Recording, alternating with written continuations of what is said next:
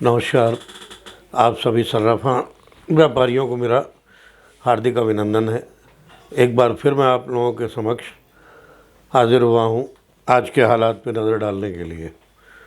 जैसा कि आप लोग सभी जानते हैं कि इस वक्त सर्राफा व्यवसाय जिस दौर से गुज़र रहा है उसकी फ्लैक्चुएशन हर आदमी की समझ से बाहर है।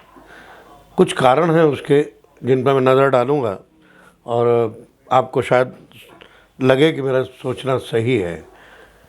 मुझे लगता है कि ये सर्राफा व्यापार जो कि सदाबहार रहने वाला था वो एक त्योहारी सीजन बन के रह गया है।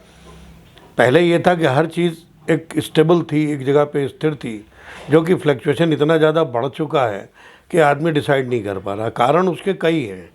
अब उसमें अगर हम गौर करते हैं तो अगर हम भविष्य के बारे में उसकी बात करें तो हमें थोड़ा अतीत में जाना पड़ेगा। सर्राफे में हम अगर आज सिर्फ सोने पे बात करेंगे, सोने और उससे बने हुए जितने भी आभूषण हैं किसी भी स्तर के, मतलब चाहे वो 2 ग्राम से हों या वो 100 ग्राम के हों, उसकी स्थिति बदलती रहती है। रेट्स का फ़र्क पड़ता है, क्वालिटी का फ़र्क पड़ता है, लेकिन उसके बावजूद जो मार्केट का विश्लेषण है वो 2-3 चीज़ों पर निर्भर करता है कि एक तो हमारा आर्थिक विश्लेषण, जिसको आप लोग कहते हैं कि आर्थिक विश्लेषण लोग देश का देखते हैं, मैं उसकी बात नहीं कर रहा, मैं समाज की बात कर रहा हूँ। समाज में हमारा सबसे बड़ा बायर जो है एक किसान है, एक मिडिल और लोअर क्लास जिसको आप काउंट करते हैं वो लोग हैं। उनकी परिस्थितियाँ क्या हैं, उनकी परचेज पावर क्या है। दूसरी चीज़ क्या होती है कि हम डिपेंड करते हैं कि इंटरनेशनल मार्केट में हमारा इंपोर्ट एक्सपोर्ट, क्योंकि सभी जानते हैं कि ज्वेलरी व्यवसाय में लगभग 30 से 40% गोल्ड जो है वो जितना बाहर से हमारा आता है उससे कहीं ज़्यादा 40% जो है हमारा बाहर जाता है, जो कि ज्वेलरी के आभूषणों के तौर पे बाहर मार्केट में जाता है। हिंदुस्तानी आभूषणों की मांग जो है काफ़ी, चाहे आप सऊदीया ले लें या और अदर यूरोप कंट्रीज़, एशिया वगैरह में, सभी जगह इसकी डिमांड बराबर बनी हुई है। कारण क्या है कि आज हिंदुस्तानी हर देश में मौजूद है और उनका पहनावा, उनका कल्चर वहाँ भी वही है जो हमारे हिंदुस्तान में है। इसके अतिरिक्त जो रह जाता है 40%, जिसको हम लोग ये कहते हैं कि गांव, कस्बे, देहात और नगर मोहल्ले की स्थिति में है, तो उनकी डिमांड जो है वो कभी बदलती नहीं।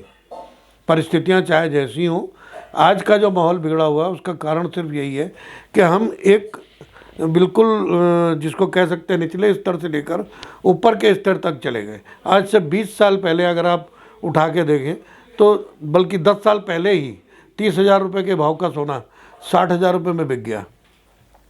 जबकि पिछले 2-3 सालों में कुछ ऐसे भी साल बीते हैं जब ये 80,000 तक पहुंचा है, 60 से 65,000, 70,000 तक।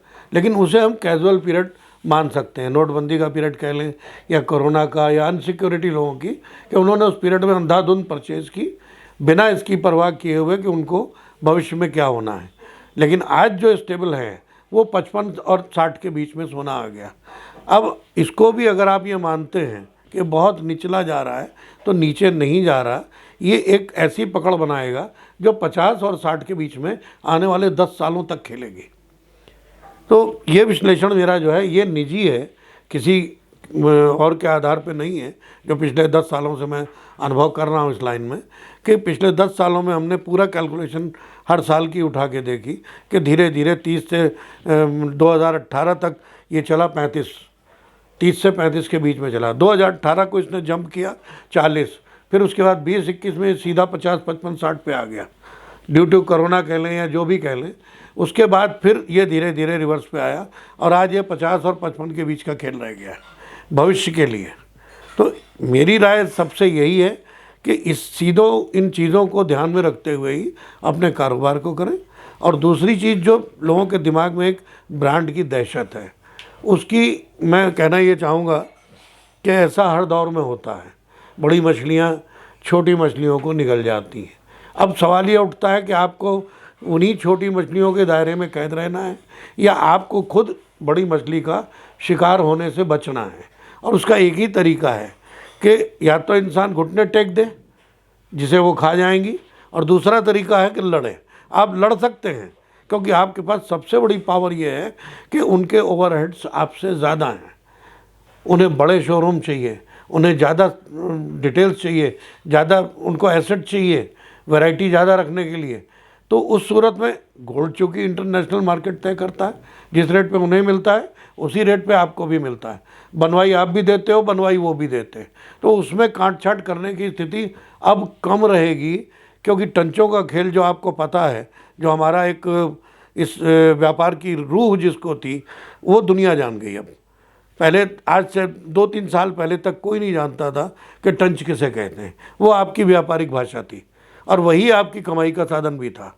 आज ये चीज़ इतनी ज़्यादा ओपन हो चुकी है कि इसको लोगों ने हथियार बना लिया, बड़े ब्रांड ने। अब वो ये कहते फिर रहे हैं कि साहब आप हमारे पास आइए, 100% प्योरिटी है। भाई 100% प्योरिटी तो कोई भी मैन्युफैक्चर देने को तैयार है, लेकिन लेने वालों के ऊपर भी तो डिपेंड करता है कि मार्केट की डिमांड क्या है। मार्केट डिमांड अगर इंटरनेशनल मार्केट से देखा जाए तो एक जगह पे स्टेपल है, एक शहर को देखा जाए मल्टीनेशनल तो वो 916 का माल चलाता है, 7.5 का चलाता है। लेकिन जो बहुत लोअर स्टैंडर्ड पे आदमी बैठा हुआ है, जहाँ पे उधार का कारोबार है, जहाँ पे रिपीट बिजनेस है, वहाँ पे आदमी अपनी गारंटी का पैसा लेता है, तो वो 55% 60% का माल चला रहा है। और ये चीज़ सिलसिले आप भी जानते हैं कि ये सिलसिले कभी ख़त्म नहीं होंगे। 40% आदमी जो है वो बिलो 60 ही परचेज़ करेगा, क्योंकि उसको जो फैसिलिटीज़ चाहिए वो 916 वाला नहीं दे सकता। ना वो रिप्लेस कर सकता है, ना वो उधार दे सकता है, ना वो रात दिन उसकी सेवा में खड़ा हो सकता है। जबकि गांव देहात में एक छोटा व्यापारी सोने का किसी भी बैंक से ज़्यादा बड़ा होता है। रात बिरात किसी भी समय कोई भी उसका कस्टमर जाके उससे पैसा ले सकता है, बिना ये सोचे समझे कि सोने की कीमत क्या है। एक विश्वास का खेल है, और वो विश्वास 40 to 50% हमेशा कायम रहेगा।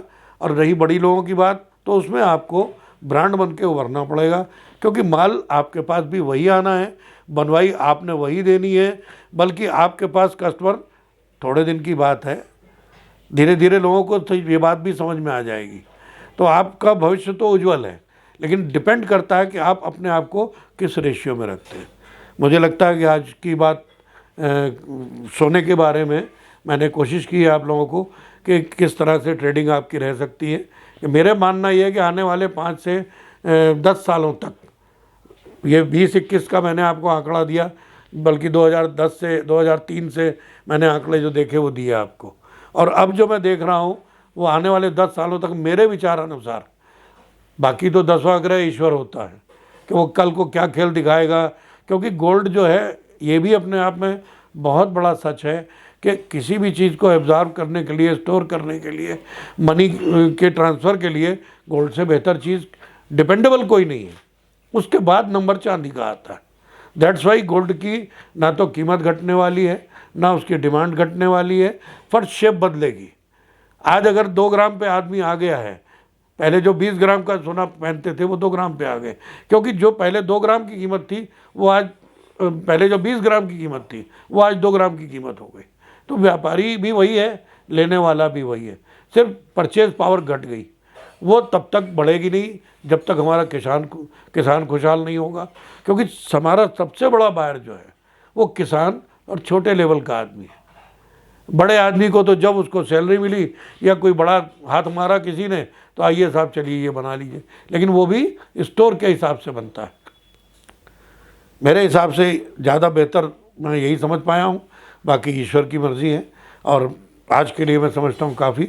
अगले बार मैं आपसे मिलूँगा चांदी के व्यापार के ऊपर और उसके भविष्य के बारे में बात करूँगा। नमस्कार।